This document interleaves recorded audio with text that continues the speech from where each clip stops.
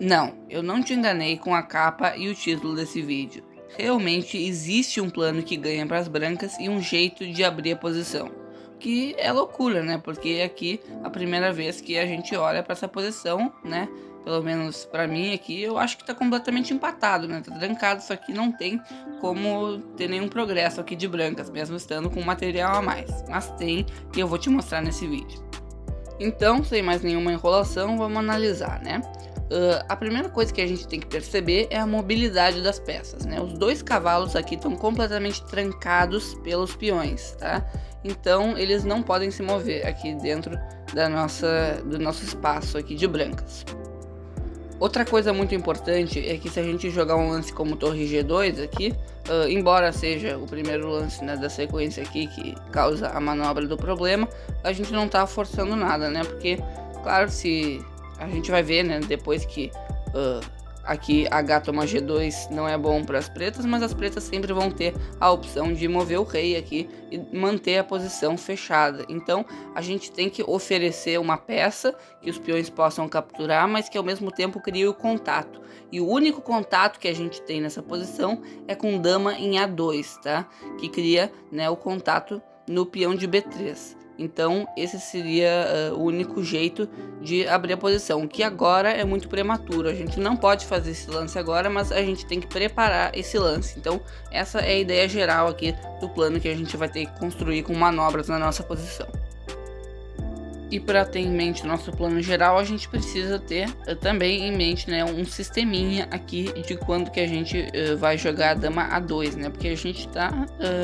todas as manobras que a gente vai fazer na sequência do problema, a gente está preparando para jogar o dama 2. Então, quando a gente jogar, onde as nossas peças, onde as torres e o rei vão ter que estar posicionados, né? A gente tem que ter um sistema em mente. Então, agora eu peço que você dê um pause no vídeo se você quiser tentar descobrir, tá? Não é fácil, mas se você quiser tentar descobrir, agora é o momento.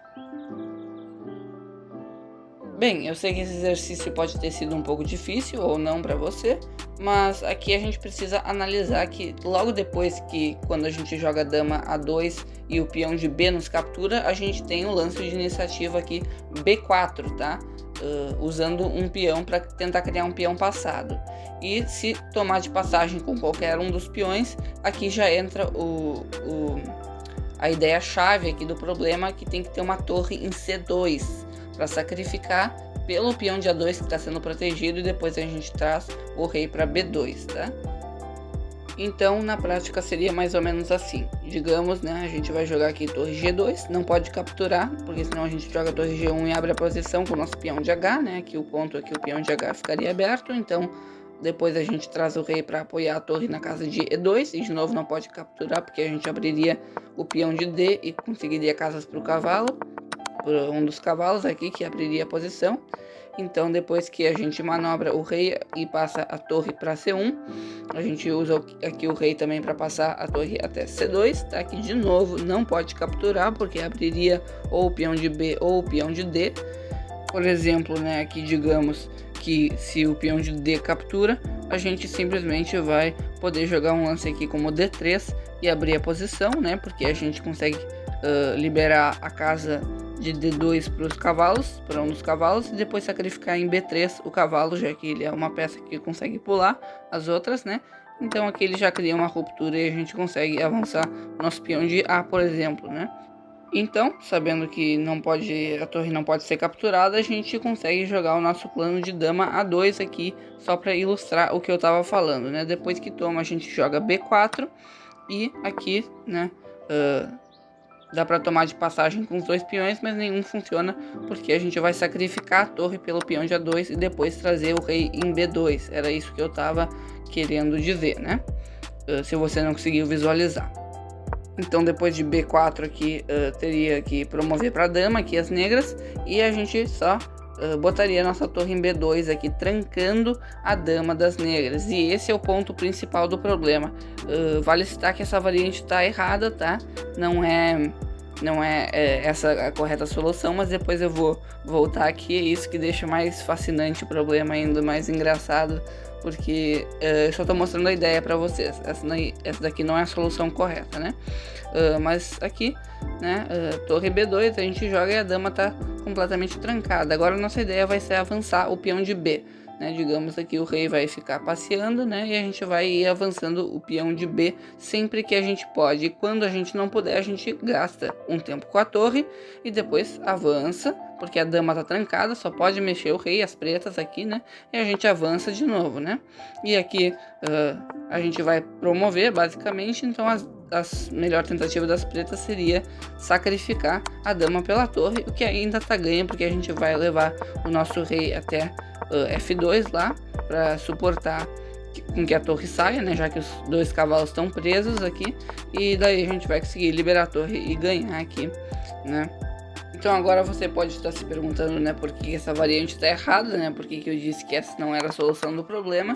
E aqui é porque tem um erro, né, que quando a gente joga B4, tá tudo bem até aí, né, se promover ou se capturar de passagem, mas aqui depois de B4, agora sim as pretas podem capturar a nossa torre, né, esse é o erro aqui fatal do problema, que agora tá ameaçando tomar nosso cavalo duas vezes aqui protegido, e se a gente tomar o peão de C2, promove simplesmente aqui, né, e rei B2 não funciona. Então aqui, se você quiser dar um pause no vídeo aqui, eu vou voltar toda a posição, qual é a diferença, o que a gente tem que fazer para que isso não aconteça, né? Eu tô aqui me segurando para não para não dar nenhuma dica, mas é bem simples, na verdade. O que muda aqui? O que faltou?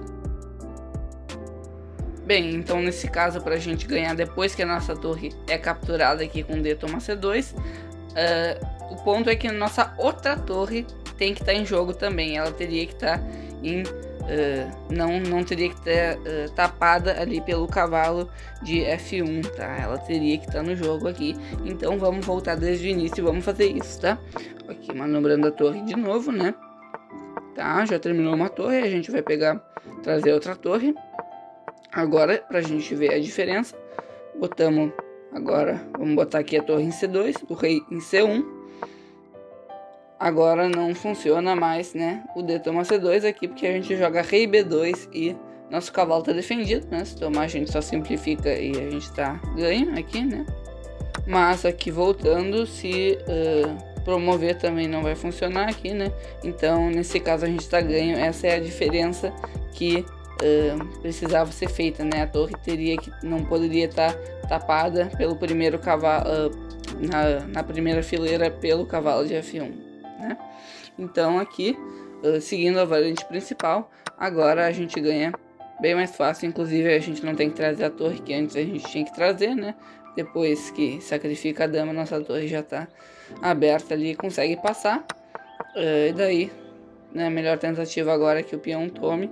Daí a gente consegue abrir nossos cavalos e ganhar essa posição. Então, resumindo aqui, a gente teria que, para conseguir solucionar, né, resolver essa posição que está aparentemente empatada, a gente teria que manobrar nossa torre de G1 até C2, que parece um absurdo aqui, né, e botar nosso rei em C1, trazer a outra torre também, né, porque tem uma diferença dessa torre estar em H1 ou não, né, a gente tem que trazer essa outra torre aí, que também faz muita diferença no problema, para daí jogar dama 2 e B4 aqui, que abre a posição, né, e só para finalizar aqui, né,